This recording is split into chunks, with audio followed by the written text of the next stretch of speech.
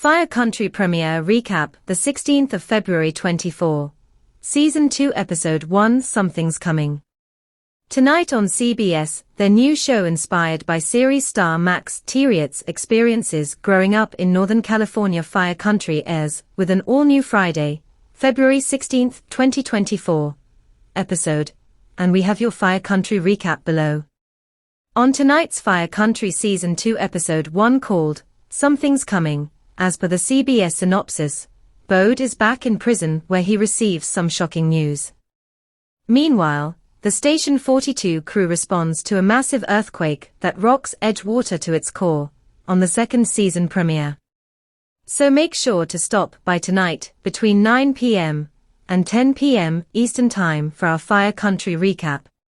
While you wait for our recap, make sure to check out all our television news, videos, recaps, spoilers and more, here. Tonight's Fire Country recap starts now. Refresh the page often to get the most current updates. On tonight's Fire Country episode, Bode was back in prison.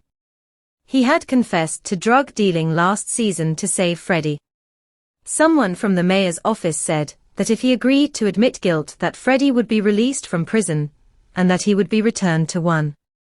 Bode agreed to that deal because Freddie was his best friend. Freddie was spending years in prison for something he didn't do. He would have been stuck there for another 2 years if Bode hadn't taken that deal. Bode couldn't live with himself if he let an innocent man stay locked up. He took the deal. He went back to prison. Freddie was released and is now with his family. Bode meanwhile was back at square one. He was actually worse off than he was before. He was known as a snitch in prison, and that never ends well. He frequently got into fights with other inmates. Bode even went looking for some of these fights. He was trying to be moved to a troublesome block. He wanted to work his way up to getting to Sleeper. He blamed Sleeper for what happened to him, and he wanted to get justice. Or he claims he wanted justice. He really wanted revenge. His dad could see it, and so he brought out the big guns. Vince called in Manny. The two of them visited Bode in prison together. Bode got really angry with his dad for bringing along Manny. Their deal was that he was the only one that Bode would see. Bode didn't want to see anyone else. He didn't want to talk to anyone else. His refused visits from everyone else. Vince worked around the rule, because he thought Manny could talk sense into Bode. Bode once respected Manny. He had needed his leadership. This was sadly no longer the case, because Bode doesn't believe he's ever leaving prison once he kills Sleeper.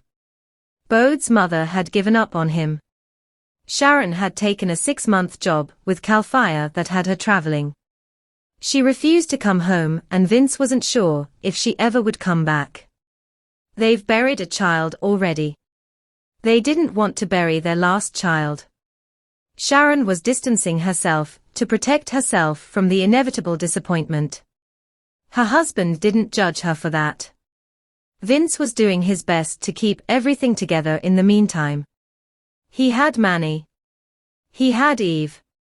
He had Jake. Only Jake was keeping a secret.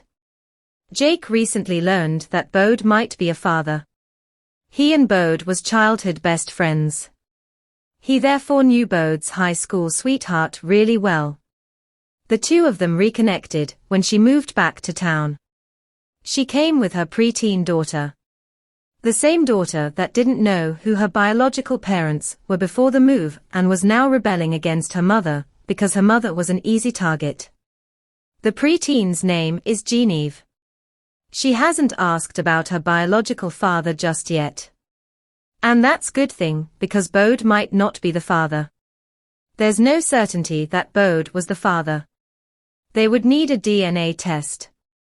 They would probably also need Bode out of prison for that, and so Bode walking up to a murder charge was actually working against him from being any kind of father he might be. Not that he'll ever get that chance. Bode got stabbed in prison. Sleeper ordered it. Sleeper has a lot of pull in there. He provides most of the drugs to the people on the block, and so Bode moving there might be the literal death of him. Sleeper knew what Bode was doing when he got moved there. He's not stupid. Sleeper planned on killing Bode. Bode planned on killing Sleeper. Bode refused to report his stabbing. He sewed it up himself. He didn't want to be known as even more of a snitch, and so the earthquake sorter reminded everyone of their priorities. Sharon came back. She showed up with her brother-in-law regardless of him once hitting on her. It was all very odd and Vince was confused. Vince tried bringing up their son to Sharon. She refused to discuss Bode or visit Bode. She wanted to keep distancing herself from him. Luckily, she no longer needed a kidney from him. She got one from her brother-in-law. He also took her job. Sharon wasn't even angry about that, and so she told Luke to keep the job. Sharon didn't want the stress.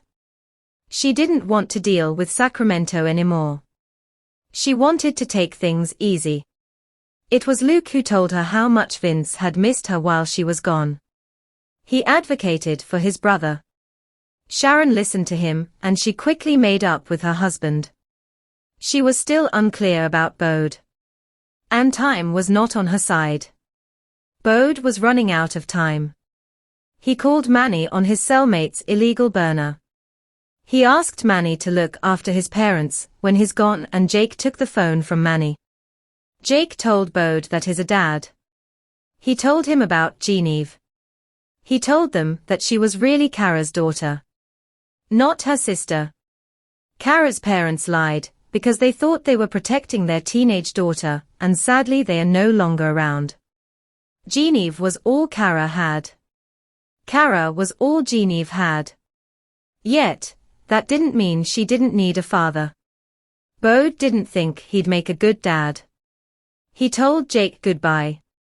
He waited until the guards opened his cell, and then he finally saw the pool that Sleeper had in prison. The guards worked for Sleeper. The prisoners worked for Sleeper. Sleeper even had the warden move Bode to his block so that he could kill him for snitching on him. They met each other with knives out. Then a second earthquake hit. The second was far deadlier than the first. The ceiling fell on Sleeper. Bode had the chance to kill him, and he instead saved him. Bode saved Sleeper after they made an agreement. Sleeper will clear Bode's name. As long as Bode never came back to prison, he was free and clear from Sleeper. Bode was able to return to Fire Camp. He was back on the path to being paroled out. Bode was out of prison. His mind was on one day meeting his daughter, and he didn't think about Gabriella until he learned she was engaged. She started dating another firefighter. And he proposed to her after just 4 months together. Talk about life coming at you fast. The end. Thanks for watching these videos. Please hit the subscribe button for more update news.